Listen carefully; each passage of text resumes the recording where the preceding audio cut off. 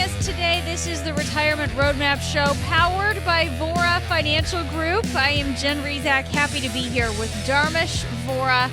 He is owner and founder of Vora Financial Group. We know a lot of you have questions about the market and how your money's doing with everything that's been going on.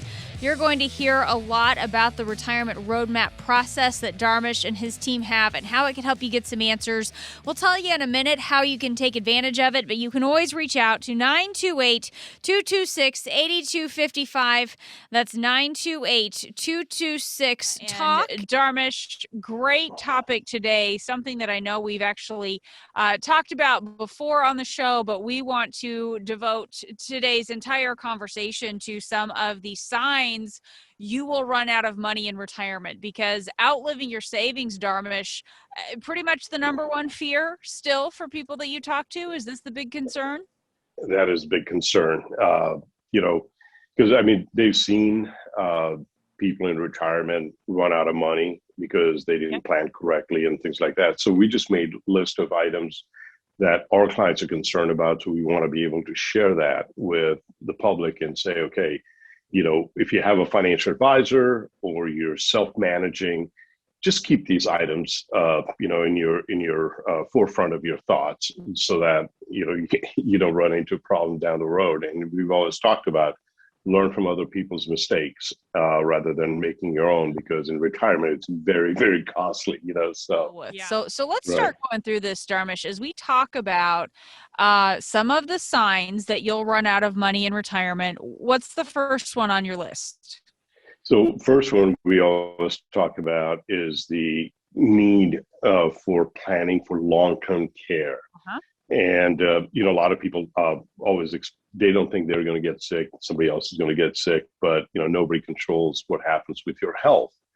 And, we've seen people that adamantly did not want to plan for that and needing to, take care of their spouse. If something happens, like dementia happens, or, any kind of, catastrophic health events, and them being in a nursing home or needing home health care. And a lot of people, there's misconceptions that people think that they're, Medicare Part A and Part B, and then they also have the Medicare supplement, that combining all those things will cover those expenses. And the answer is no. It does cover a tiny portion of it, but it does not cover the entirety of that. And what happens in a situation where somebody's put in a nursing home, because that the level of care, they couldn't provide that care at home. And what they have to do is they have to go through what's referred to as a Medicaid spend down. And that means you have to spend down all your money down to very minimal. And then the state would step in and cover for the care. And the problem that people are running into is that the person that's receiving the care, they're going to be fine because they're getting, care in a nursing home. But the person that is really impacted is your significant other, your spouse, because that they have to become poor in order for the first person to receive the benefits. And even if you're the second one to receive the benefits and the spouse has passed and you're the one that's receiving the benefits, then that actually takes away from the money that could have gone to your children. Instead, you're spending on healthcare. The second thing that we run into is people underestimating the life expectancy. Right. When I first started, people used to live, the life expectancy tables show that people live to age 75 and 78 or 73, 75, I can't exactly remember, but it was in the under 80, right? And today we're looking at people living into their 70s and 80s. And the two reasons that's happening is, number one, is the healthcare has gotten so much better. If you only plan to live to 80 and now you're living 20 years longer, you are going to run out of money. It's just a simple math problem. The other thing is that people don't take into consideration the rising cost for healthcare. My favorite topic is inflation, because inflation is like having, kind of a health issue that you don't know about, but it causes bigger health issues down the road. But the thing is that those kind of costs, that's inflation, and technology, inflation, all of those things. So the other thing that we always run into talking to people about is that they didn't factor for high ticket items. So like, for example, buying a car would be considered a high ticket item. Right. But then, if you own a home, you could potentially run into a situation where, you had a roof done, 25 years ago, and you weren't really thinking about it. And all of a sudden now you have Right. to do a roof. People don't think about, they go, our house is paid off. The only expense we have is taxes and insurance. But people forget to take into consideration maintenance. Things will break, after years and years of usage. Right. So, the maintenance and things like that, those are considered some of the high ticket items.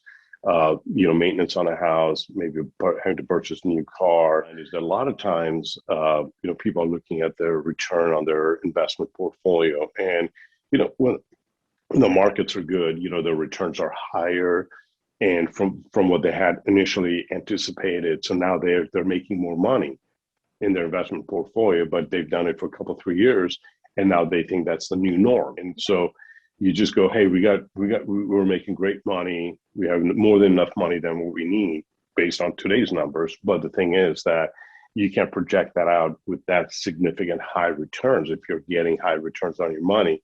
So, just reevaluating what we're talking about. And just make sure that your spending plan does not go off the cliff, that you're sort of maintaining. There's going to be years that you're making a little bit more money, and yes, you can take out a little bit more money, but don't make that a habit of needing to take that money out, right? And Right.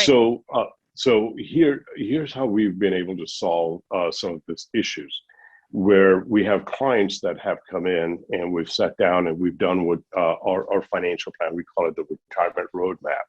And basically what we're doing is helping lay out their journey over their lifetime, not 1 to 5 years. We're talking about next 20, 25, 30 years. And, and showing them that, what impact would they have? Like, for example, inflation being one of them, healthcare costs, taxes and so forth. So we're creating this financial plan so that people can kind of stay on track. If they are making a little bit more money, what we try to do is figure out what is the minimum rate of return that they should earn on their money so that they don't run out of money, and then they can maintain the same standard of living. But yet, there's going to be years where you have great returns on your investments. And those are the years you could actually splurge a little bit, but not make it the norm, And these plans that we do, we track those on a yearly basis. So what it does is that, if you can visualize this, that we go through every mile marker, and every mile marker, we're checking the fuel tank, we're checking the oil levels, we're checking all of those things to make sure that you don't break down on your journey to your destination. Main thing we are always concerned about is running out of fuel, right? Which is the cash in your portfolio. But when we talk about the maintenance of the engine and making sure all the parts are lubed correctly and all that, that's just function of all these things coming together. And fuel is what makes the vehicle move forward, right? So the next one is loaning money to your children. Oh. And, and I think, okay, so I have two parts to this, right? Number one, as a parent, I can see where you feel compelled to help your children, right? Right. But on the other hand, if you don't let them figure out their own problem, they will never learn to deal with those issues, right? So they always will go to mom and dad. With parents, they don't realize a lot of times they feel guilty because they want to help their kids, and they will forego something that they're doing to help their kids. But if something catastrophic happens, they have the ability to rebudget, figure things out for themselves. They can, they have the earning power. So that means that they can actually, they have a lifetime to earn and accumulate, right? But you don't, unless, I've actually seen, believe it or not, I've seen where parents have given so much money away to the kids that they had to go back to work in their 70s. The kids, instead of saying, hey, I can't do this to my parents, they keep, taking the money and keep taking it. and parents just don't have the ability, I would say, to say no. Mhm. And they've destroyed their own financial plan, and they've got rid of their own personal safety, and they put themselves in some financial bind. And so we just want to be aware. Be aware. There's talk to a financial advisor if you're going to do something like that. Reevaluate your plan. Give us a call. We'd be happy to do that for you and reevaluate your plan. Figure out where changes. If you're so compelled to give and help your kids, let's figure out how to make sure that you're not really putting yourself in an area that could cause some damage to your retirement plan. Now, the other thing is the next one I love the most is you spoiling your grandkids, right?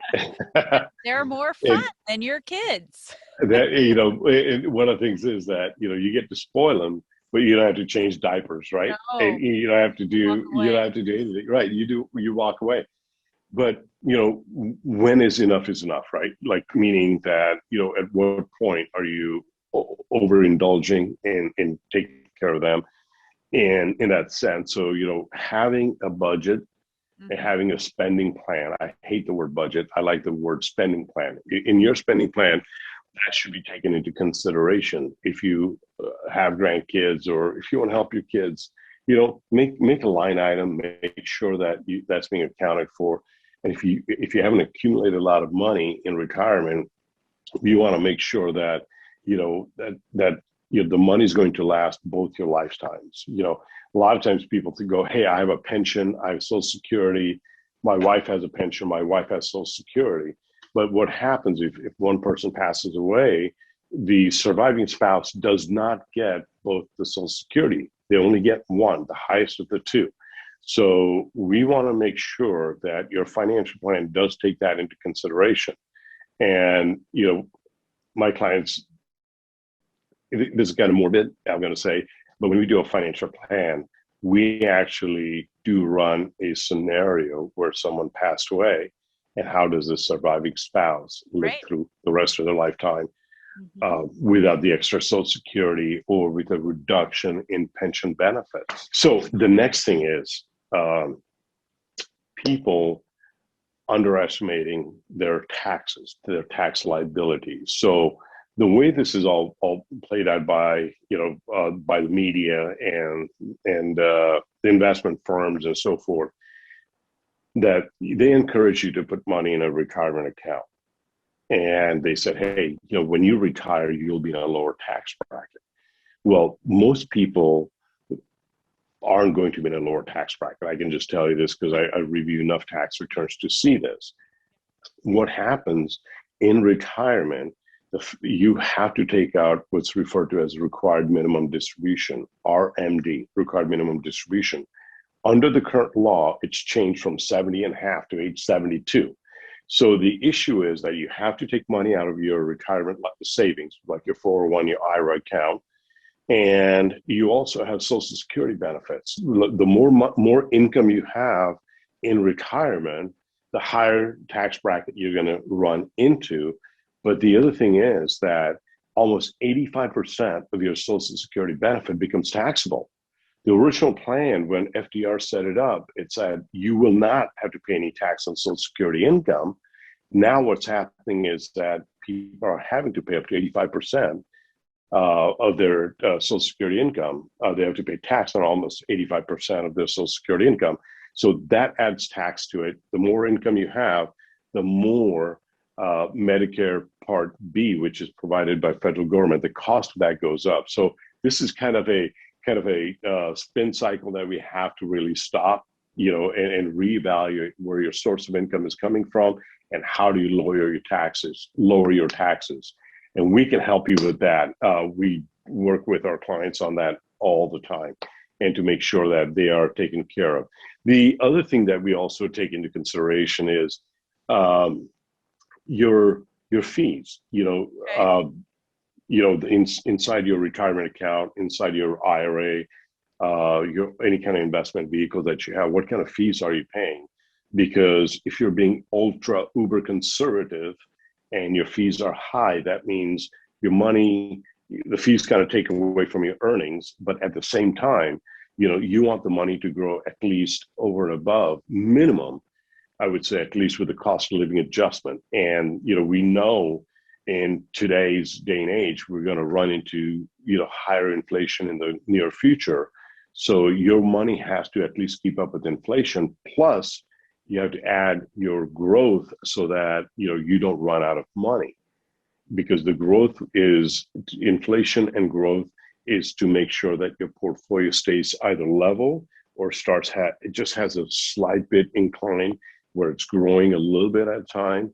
But every little pieces that come into play in your retirement account in your retirement plan will have an impact on whether you'll have money all the way till the end, or you're going to run out of gas right before you hit your destination. And if you run out, when you're younger, it's a little different. But when you're in your 80s or your 90s and you run out of money, that's really not where you want to be, or anybody wants to be. So that's something that we take into, we definitely look at it very, very closely. Now, not often, but we do run into a situation where the people go through the big D word, divorce. Divorce. But the thing is, when you divorce, you're taking your whole asset, cutting in half, and you have two separate, and now you have to run two households with half the money that you have, as opposed to running one household, right? So that's a pretty, pretty devastating blow in retirement. And then also taking on new debt in retirement. We've talked about, originally we talked about buying vehicles and stuff like that. But, instead of, a lot of times people just go, oh, we need a new car. And then they go buy a car. And then they, tell the advisor that, hey, we bought a new car. We just spent we need $40,000 out of the investment and portfolio.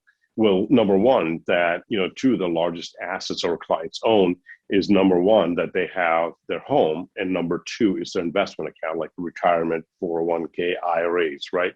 So if you were to pay cash for a car and you take out $40,000 out of your IRA account, so let's do the math on this. The $40,000 requires, you still have to pay the federal taxes and state taxes. So you have to add another 25% to that. So you have to take out $50,000 to end up with 40. You've just put a huge dent in your IRA or your retirement plan. When you're looking at buying a car or something, let's plan it. There's multiple ways to pay for it. Let's look at the most effective way to do this. Here's my objective here is that the money that you have, we want to stretch it as far as we can without breaking the plan, right? So that's one of those things. And then we also talked about withdrawing too much money during the year or years that you're retired, because, we talked about people making, have had a few good years in the market, and then they think that's the norm. And, not necessarily, because, you have to go back to a reasonable rate of return on your money and run the plan based on that. When you have good years, yes, that's a kind of the cherry on the top where, you can put the icing on top. But, let's not get swinging off the chandelier in your planning process. Just stay very focused. And then last but not least is that people need to take market fluctuation into consideration, because, what happened in 07, 08, what happened in 99, 2000, 2001, what happened earlier during the pandemic, we had a big dip and it bounced back up. But the thing is that nobody can predict the future, not I, not anyone, because, people can have an idea or feeling about what they think is going to happen. But if you had, if you're taking out, I'll use this as an example. So let's say you had $250,000 or $500,000, let's use $500,000. If you had $500,000 in your account and you're taking out, say, $30,000 or $40,000 a year out of it. Okay, so that represents good about 8% withdrawal rate. Now, if the market crashes and your portfolio turns into half of what it was, and now you're still living on the same amount of money, what you're doing is your portfolio is down and you're starting to take all this money out. well, it doesn't get a chance to recover. So while you're going through recovery, you are going to run out of money. It's just a simple math problem. It is not something philosophically or intense financial matter. It is actually a simple math problem. And so we always want to tell people that, be better diversified, understand what kind of things you're invested in, what kind of impact, and, have a discussion with your financial advisor that if the market crashes, like it did in 07, 08, 1999, 2000, 2001, where would we be? How would our portfolio and our future be subject to the market fluctuation? So with that being said, if you have a question, please give us a call. Number is 928-226-8255, 928-226-TALK. It's an easy way. Or send us an email, radio@Vora, V's and Victor, ORA, financial.com. Thanks for listening.